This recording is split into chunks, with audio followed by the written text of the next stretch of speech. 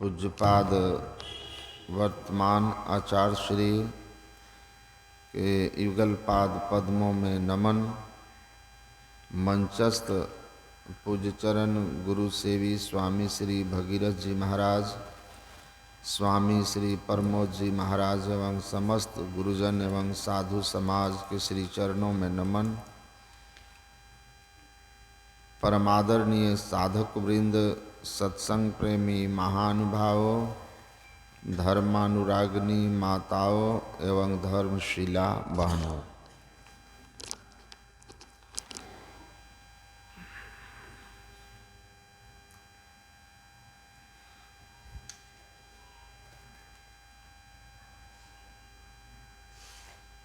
एक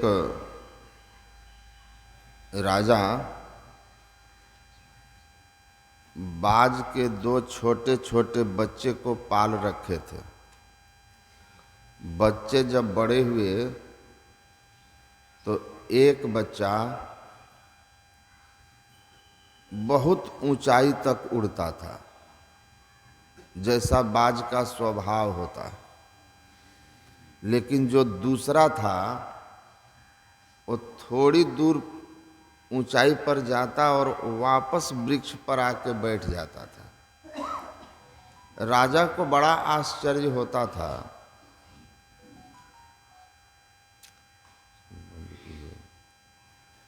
कि दोनों बाज के बच्चे हैं, एक ही माता पिता के बच्चे हैं। एक गगनगामी है और दूसरा इतना कम क्यों उड़ पाता है, इतना सामर्थ्यहीन क्यों है, इनके पंखों में बल क्यों नहीं है। कई प्रशिक्षक को बुलाया और कहा कि भाई दूसरे बच्चे को भी आप पहले वाले की तरह आकाश में उड़ना सिखाएं। आपको मैं मुँह मांगा धन दे दूंगा। कई प्रशिक्षक आए, लेकिन दूसरा कुछ दूर जाके पुनः वृक्ष पर वापस। सब हार मान गए। कहा महाराज यह सामर्थ्यहीन है, इसके अंदर इनके पंखों में शक्ति ही नहीं, तो हम क्या सिखाएंगे। क्षमता से ज़्यादा तो किसी को सिखाया नहीं जा सकता। ट्रेनिंग का अर्थ ही यही होता है कि हमारे अंदर जो क्षमता है उस क्षमता का बेस्ट यूज किया जा सके।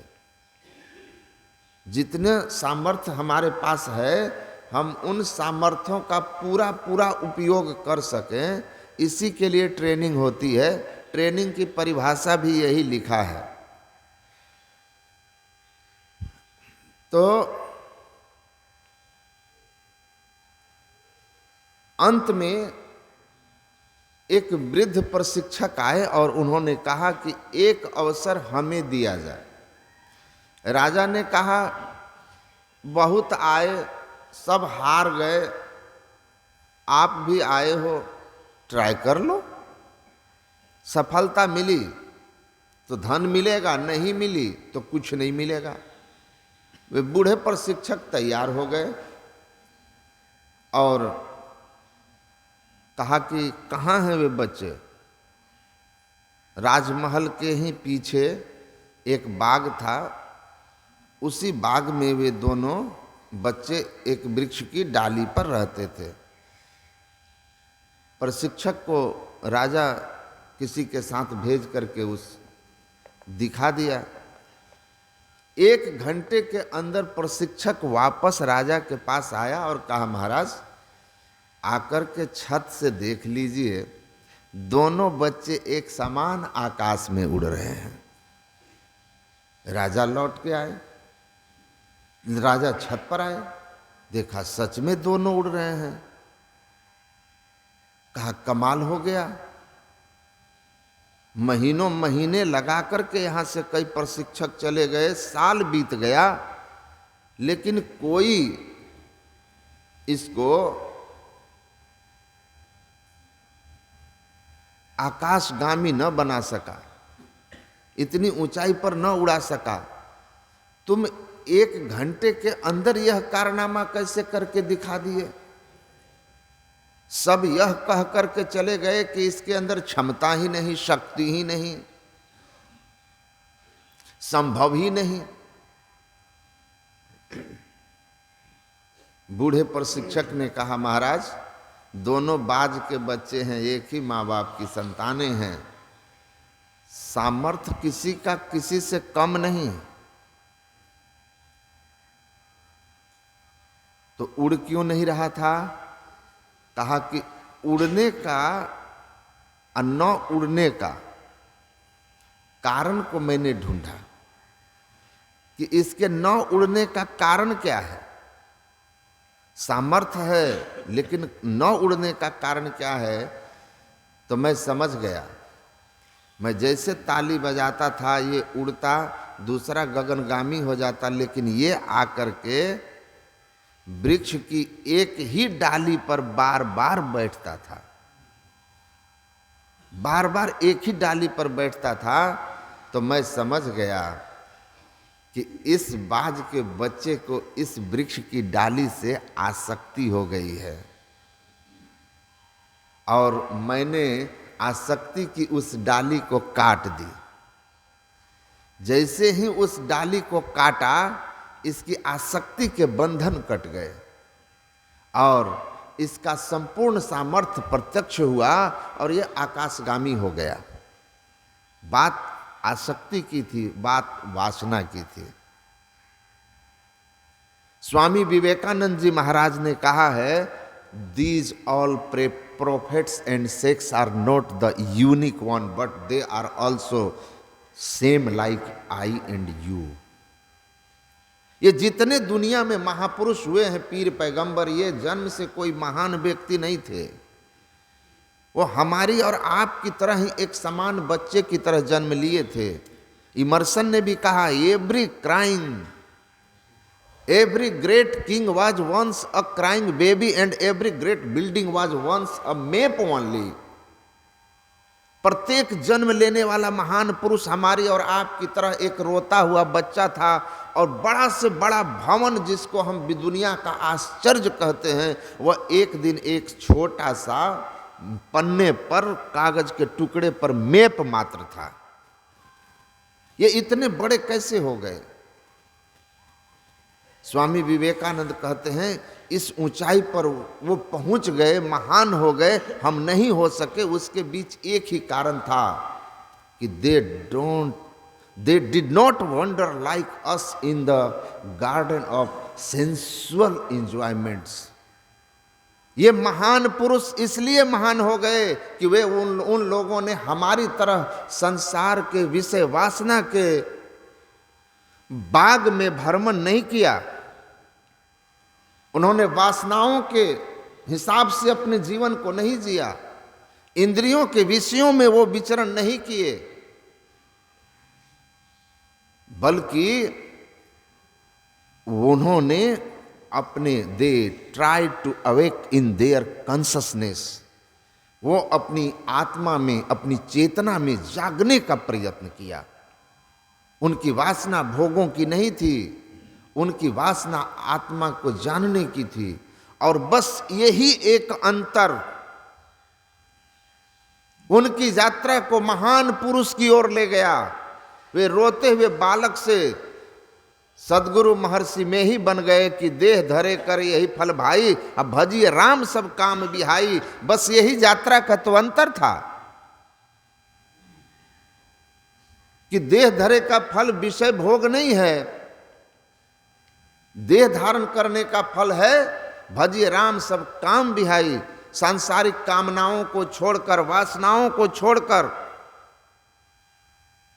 परमात्मा की भक्ति करनी है, चेतना को जानना है, आत्मा में जगना है, आत्मज्ञानी बनना है, मोक्ष पाना है।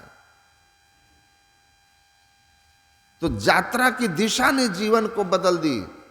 हम कमजोर इसलिए हैं, भगवान बुद्ध कहते हैं, पेमते जायति शोको पेमते जायते भयम, पेमते विप्पमुतस्स नत्थि शोको कुतो भयम। जब हमारे अंदर सांसारिक वासनाएं जगती है तो हमारे जीवन में दुख शोक संताप आता है, क्योंकि संसार नाशवान, परिवर्तनशील और बंधन में डालने वाला है। लेकिन जब हम अपने दिशा को मोड़ देते हैं तो प्रेम मिलावे राम से, प्रेम छुटावे जगत से, प्रेम मिलावे राम, प्रेम करे गति और ही ले पहुंचे हरिधाम। वो परमात्मा के धाम में पहुंचाता है, बस प्रेम की दिशा बदलनी है। तो वासना संसार की बंधन का कारण। प्रसंग मजरम पाशम आत्मन कवियो विदुहु, संसार की वासनाएं बंधन का कारण बनती है, जन्म मरण का कारण बनती है। महर्षि कपिल ने अपनी माता देवहूति से कहा था। यही बात भगवान श्री राम हनुमान जी को समझा कर कहते हैं, द्वय बीजे चित्त वृक्षस्य प्राणस्पंदन वासने एकस्मिश्चतयो क्षिप्र छीने क्षिप्रम द्वयपि नश्यतः। हे हनुमान जी, चित्त रूपी वृक्ष के दो बीज हैं, एक प्राणस्पंदन है और दूसरा वासना है। इनमें से किसी एक के छीन हो जाने पर दोनों का नाश हो जाता है। किसी एक का छीन हो जाने पर हमारी साधना क्या है? योग का। हम क्या करते हैं? योग साधना। हम ध्यान योग करते हैं। क्यों करते हैं? योगः चित्त वृत्ति निरोधः। हम चित्त वृत्ति को निरुद्ध करने का साधन करते हैं। क्यों? क्योंकि भगवान श्री राम ने इसी उपनिषद में हनुमान जी से कहा था, पुरुषस्व कर्तृत्व भोक्तृत्व सुख दुखाद लक्षणस चित्त धर्म क्लेश रूपत्वाद बंधनो भवति तन निरोधनम जीवन मुक्ति। हमारा चित्त का क्या काम है? चित्त एक सूक्ष्म इंद्रिय है जिसका काम है प्राणस्पंदन करना, हिलना। उसके हिलने से हमारी सारी इंद्रियां क्रियाशील हो जाती हैं। वासनाएं जगती है, श्वास की गति चलती है, मन संकल्प विकल्प करने लगता है, विषयों की ओर भागने लगता है इंद्रियों में जुड़ करके, और श्वास की गति चलने लगती है। चित्त रूपी वृक्ष को जैसे हम रोक लेते हैं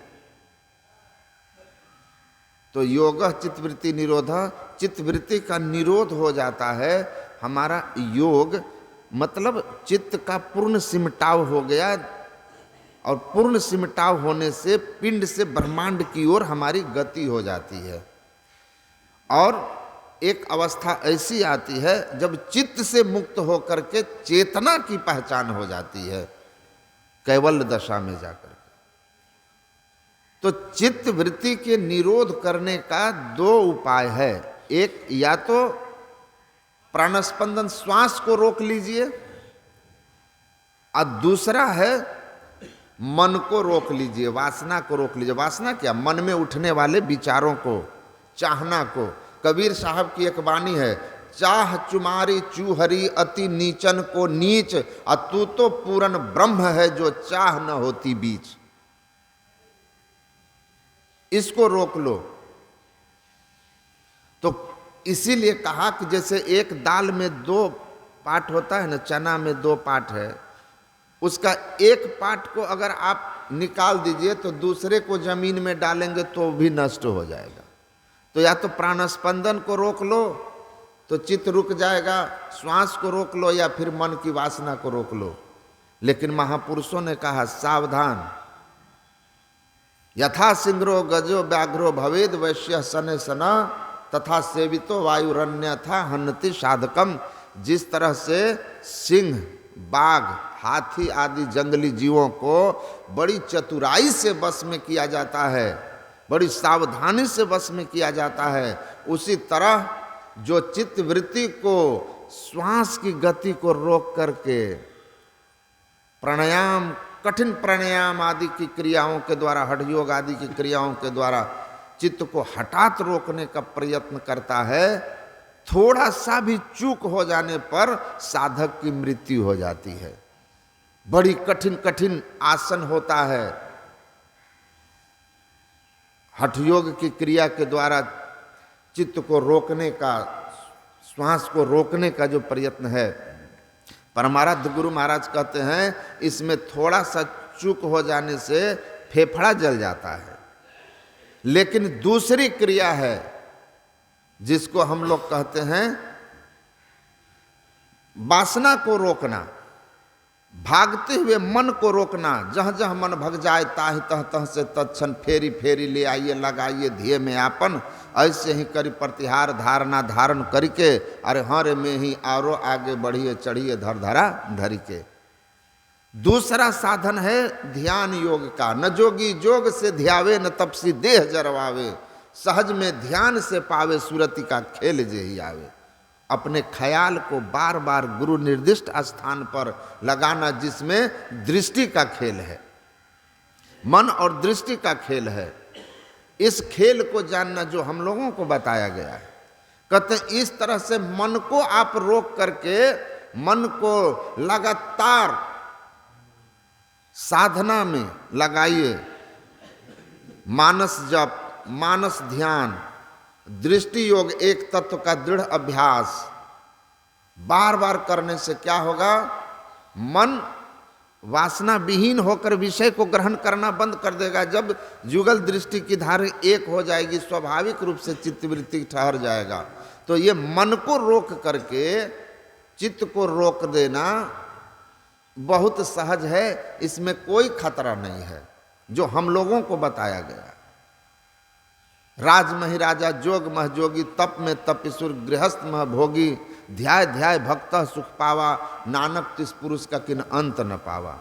राज करते हुए राजा, गृहस्थ कर्म में रहते हुए भाई रे सो सदगुरु संत कहावे, जो नैनन अलख लखावे, प्राण पूज्य क्रिया से न्यारा, भोग में जोग जगावे रे भाई सोई सदगुरु संत कहावे। ऐसी युक्ति बता देते हैं कि आपको किसी तरह का खतरा नहीं है। बस सूरत का खेल जानिए, मन को समेटने की विधि जानिए। इस अभ्यास को लगातार करते रहने से आवास नत्वात् नस मनुते मनः, जो लगातार इस क्रिया को करते रहेंगे उसका मन एक दिन इस स्थिति में पहुंच जाएगा कि वह विषयों की ओर से मुड़ जाएगा। वह बाबा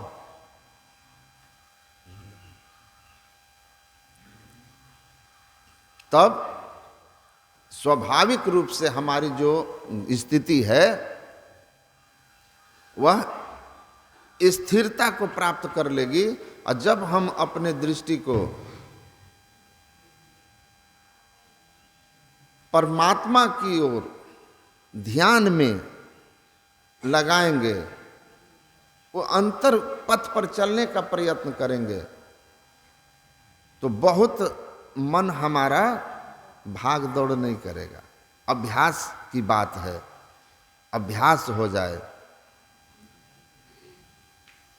अभ्यास यही हमको है करना है कि हम मन को रोकें, दूसरे दाल की ओर से प्रयत्न करें।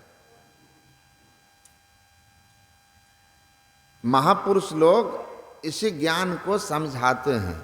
गुरु महाराज क्या कहते हैं?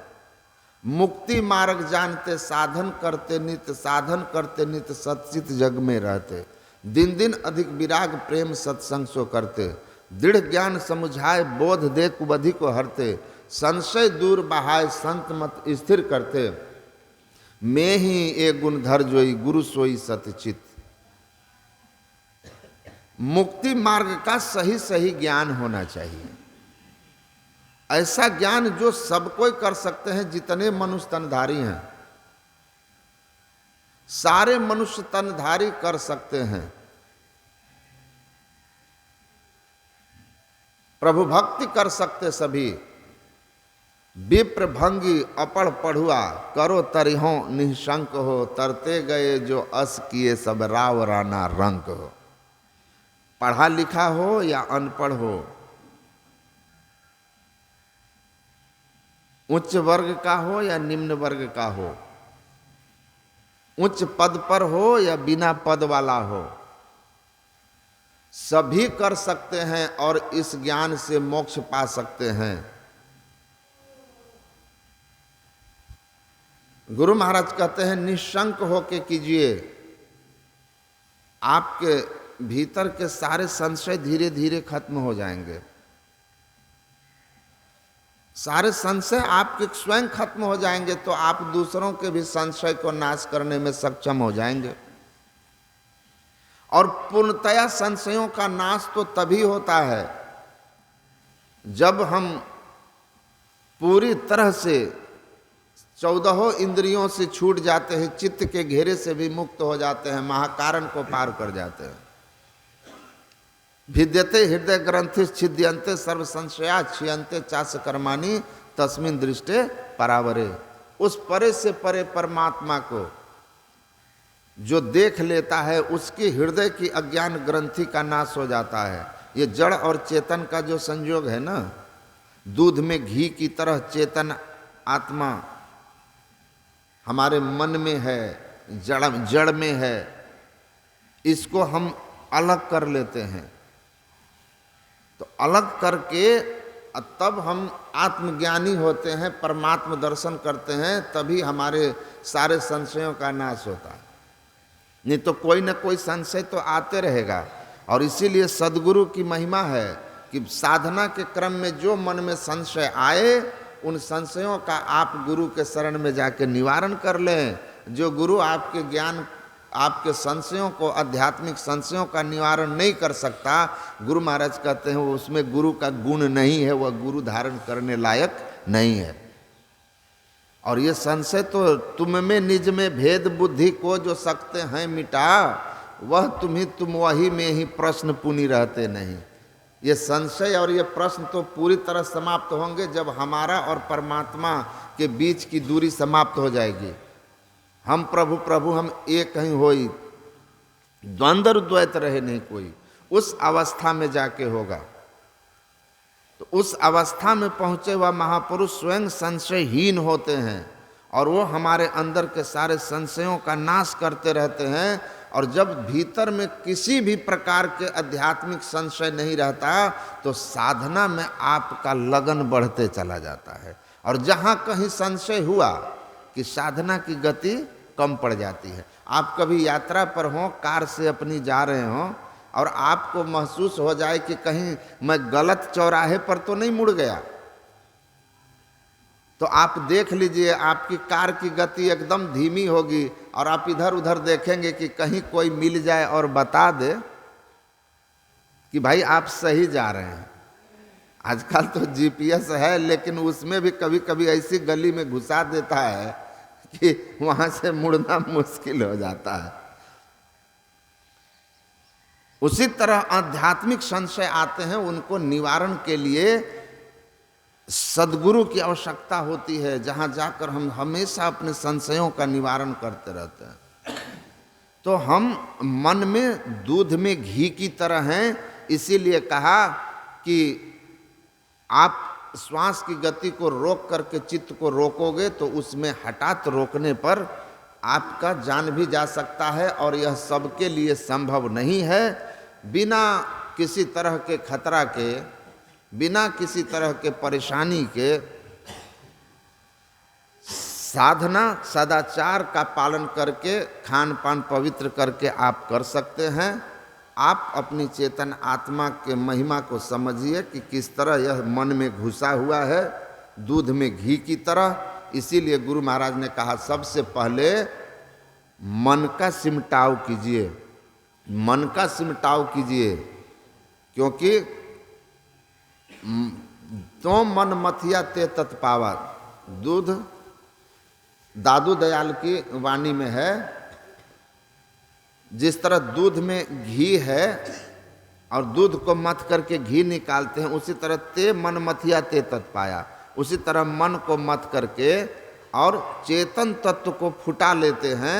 और चेतन जब मन से फूट जाता है, अलग हो जाता है, तब वह कैवल्य दशा में आया हुआ चेतनात्मा अपनी पहचान और परमात्मा की पहचान करने में सक्षम हो जाता है और मोक्ष को प्राप्त कर लेता है, मुक्ति को प्राप्त कर लेता है। तो मन के सिमटाव का साधन करना है। मन का और दृष्टि का अन्योन्याश्रय संबंध है। जहाँ मन जाता है वहाँ दृष्टि जाती है, जिधर दृष्टि जाती है उधर मन जाता है। हमारी दृष्टि का हमारा मन अनुसरण करता है। गुरु महाराज कहते हैं आपके अंदर एक ऐसा स्थान है जहाँ पर अगर अपनी दृष्टि को पहुँचा दें तो वहाँ आपका मन पहुँच जाएगा। वह सात्विक स्थान है, निर्विषय स्थान है, उसको सुषुम्ना कहते हैं। तो जब आपकी दृष्टि सुषुम्ना में पहुँचेगी, उस सात्विक स्थान में पहुँचेगा, तो आपका मन पहुँचेगा। अब मन जब निर्विषय तत्व निर्विषय स्थान में पहुँच गया तो ध्यानम निर्विषय मनः, आपका ध्यान पूरा हुआ। चित्तवृत्ति निरोध, चित्त की वृत्ति का निरुद्ध हो गया। परिणाम होगा कि पिंड से ब्रह्मांड की ओर, अंधकार से प्रकाश की ओर गति हो जाएगी, अंतर्गति हो जाएगी। अंतर्गति होने पर अंतर सुख मिलना प्रारंभ हो जाएगा। तो हंसा पायो मान सरोवर, ताल तलैया क्यों डोले, तेरा साहब है घट भीतर बाहर नैना क्यों खोले। जिस हंस को मान सरोवर मिल गया वो गंदे नाले के जल में नहीं जाएगा स्नान करने। उसी तरह जब एक बार मन दृष्टि का संग करके पूर्ण सिमटाव को प्राप्त कर लेगी, एक बिंदुता के साथ ऊर्ध्वगति होगी, अंतर में उसको हरिरस मिल जाएगा ज्योति और नाद के रूप में। उस हरिरस को पान करके, भया जी हरिरस पी मतवारा, उस हरिरस को जो पान कर लिया वह मन अब विषय रूपी गंदे रस की ओर नहीं जाएगा, वो तो अब हंस हो गया। इसीलिए हम अपने इस सूरत के खेल को, इस ध्यान योग को ठीक ठीक समझें और साधन करें। जो बाग में रहेंगे भरते रहेंगे। कबीर साहब ने कहा भौरा बिलमा बाग में करी बहु फूलन की आस, हंस चला निज घर आपने तजी बाड़न की आस। कहते हैं जो भौरा है वो बहुत सारे फूलों की आशा लेकर के मड़राते रहता है बागों में, किसी दिन प्राण जाती है उसकी। लेकिन जो हंस हो गया, हंस वही जो विषयों की ओर से अपनी वृत्ति को मोड़कर परमात्मा की ओर कर लिया, वह इन संसार के फूलों की आशा, वासना के भोगों की वासना को छोड़ करके परमात्मा की ओर चला। और वह हंस एक दिन परमात्मा रस को पाकर, परमात्मा को पाकर परम हंस हो गया, उसका जीवन सार्थक हो गया। तो साधना चित्त वृत्ति का निरोध है, जो कि सहज योग है, राजयोग है।